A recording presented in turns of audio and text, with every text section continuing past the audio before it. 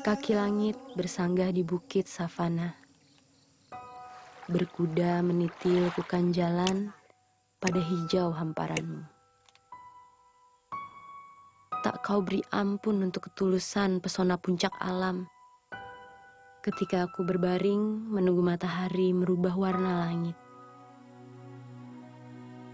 Sedikit manja, wan di atas sana membuka senyuman, memberi jalan cahaya dengan sedikit goresan pelangi. Terik badanku dengan mentarimu, terbalas sunset di pantai Marosi. Saat berbenahku untuk esok, meninggalkan Sumba dalam kesahku. Tak pernah kau izinkan dengan memberiku hujan badai, namun kuanggap sebagai balasan perhatianmu padaku. Tak apa, aku akan kembali untuk aura kecantikan dalammu. Prasasti di jiwaku untuk selalu mengingat Sumbaku. Berpisah dini hari, bertemu senja kembali. Dalam naungan ingatan Sumba yang kekal nan abadi.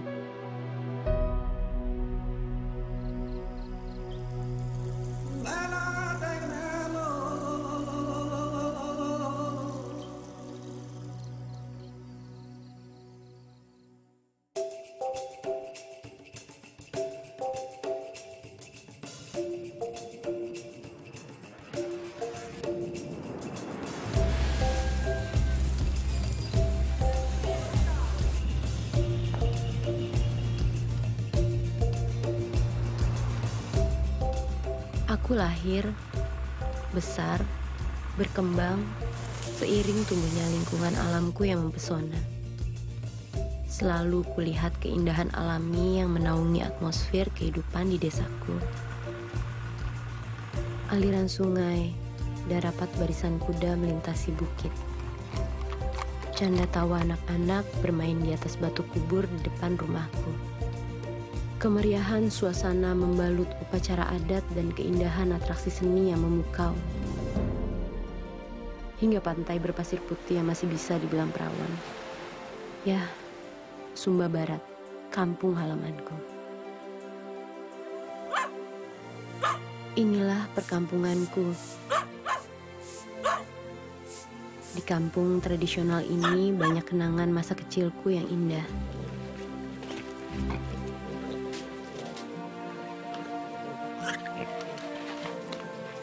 Teringat permainan masa kecil ditemani ibu yang memandikan adik perempuanku.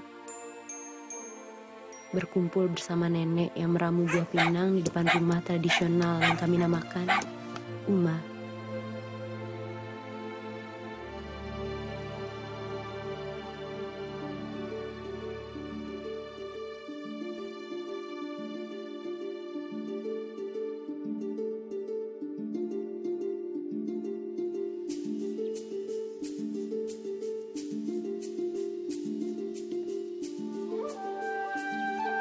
Keseharian kami, baik yang bermukim di kampung tradisional maupun di kota Waikabubak, masih banyak yang dilakukan dengan nuansa tradisional.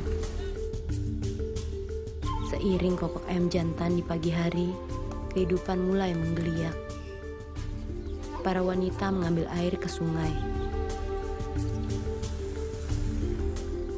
Kaum pria bersiap ke ladang, kebun, ada juga yang menggiring ternak mereka ke sawah dan padang-padang rumput.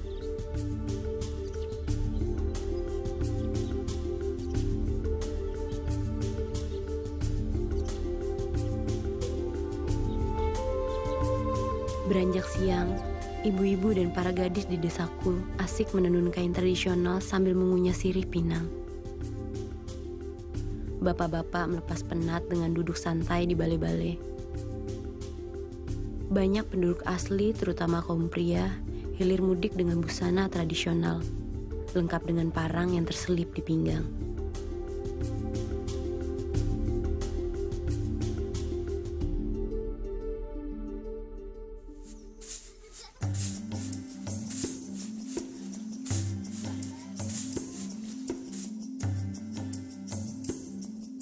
Nenek ini salah satu warga di kampungku. Dari tangan ini tercipta kapas yang menjadi benang untuk sebuah tenun. Kain tenun mempunyai motif dan corak sendiri dari setiap wilayah kami, termasuk kampungku.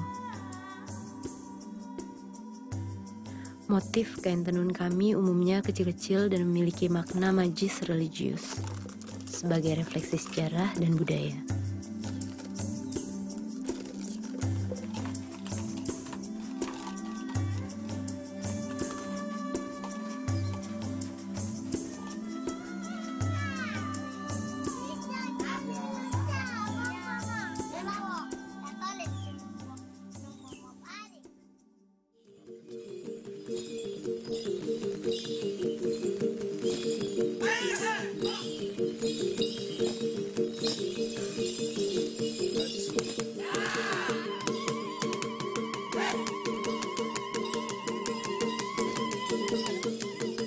Jauh sebelum aku lahir, nenek moyangku menciptakan banyak macam tarian. Tarian sebagai simbol dalam setiap tradisi kami. Salah satunya yang masih kami lestarikan sampai sekarang, tari Kataga.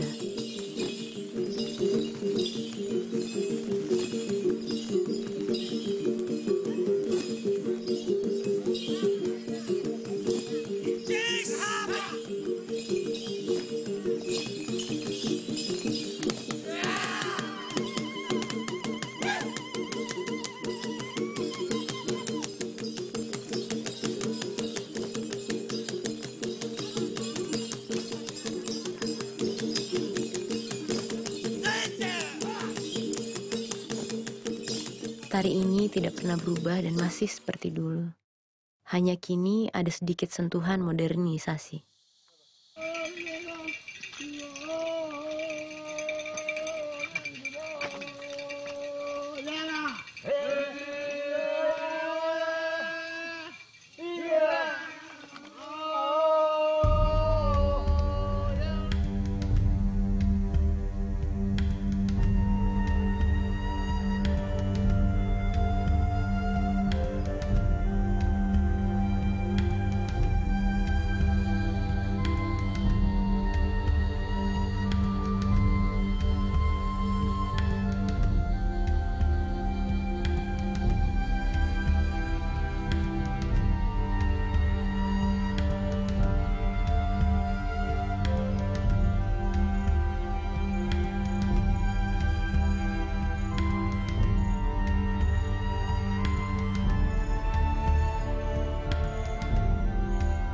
Penduduk asli kami memeluk kepercayaan Marapu, yang inti ajarannya mempertahankan hubungan harmonis antara manusia, semesta, dan Sang Pencipta.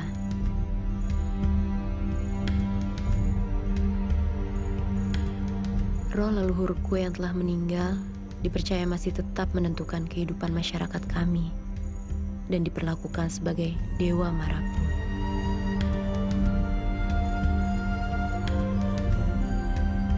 Marapu disimbolkan dengan benda-benda sakral yang telah dikuduskan, dan tidak seorang pun boleh menyentuh kecuali pimpinan adatku yang disebut Ratu.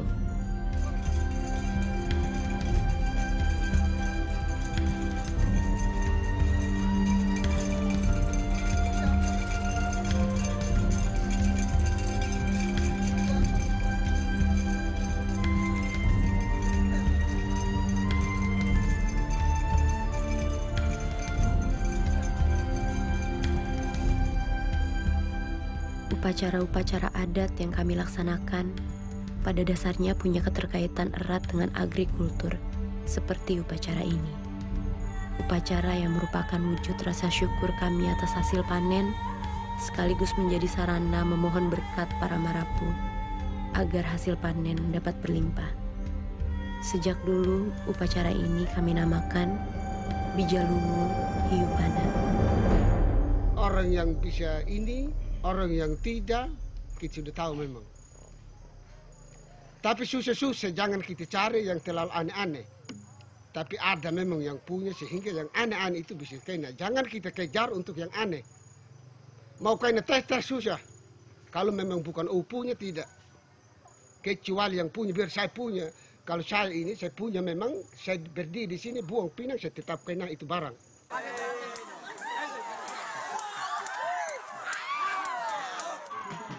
Puncak acaranya diadakan di hutan Hiu Pana, tepatnya di sebelah gua di daerah hutan itu. Dengan mempersembahkan hewan kurban kepada Dewa Marapu untuk meramalkan hasil panen kami.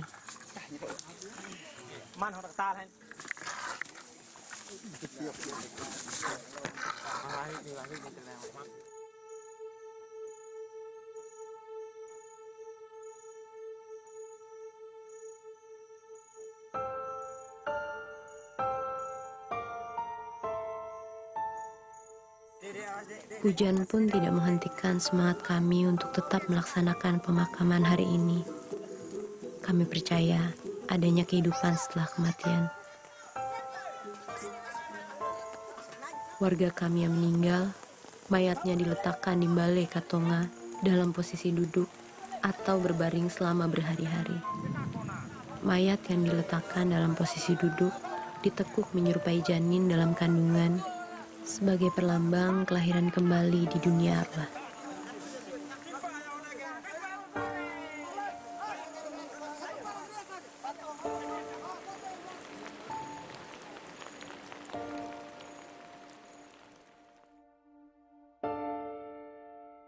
Tradisi megalitik yang muncul 4.500 tahun yang silam masih dilestarikan turun-temurun di adat lingkunganku. Tinggalan megalitik berupa batu kubur berhias arca dan relief-relief menarik bisa ditemukan di setiap kampung tradisional. Kami mendirikan batu kubur tepat di depan rumah dengan tujuan manifestasi kehidupan dan kematian, sekaligus menciptakan rasa persatuan, karena kehadiran batu kubur dipercaya mampu menjaga kedekatan kami dengan kerabat yang telah meninggal.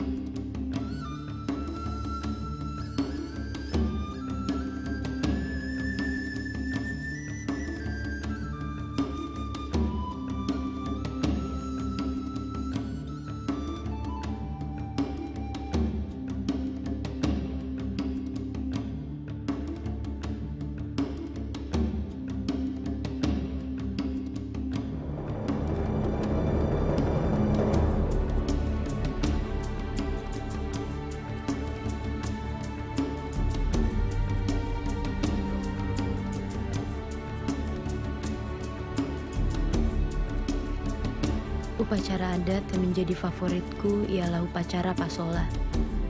Dalam upacara ini aku dapat melihat beragam kuda menarik yang ditunggangi pemuda kampungku dengan gagah berani. Pasola melibatkan banyak sekali warga yang mengikuti upacara ini. Sebelum pasola, seluruh warga kami harus mematuhi sejumlah pantangan dengan tidak boleh mengadakan pesta, membangun rumah, dan lain sebagainya.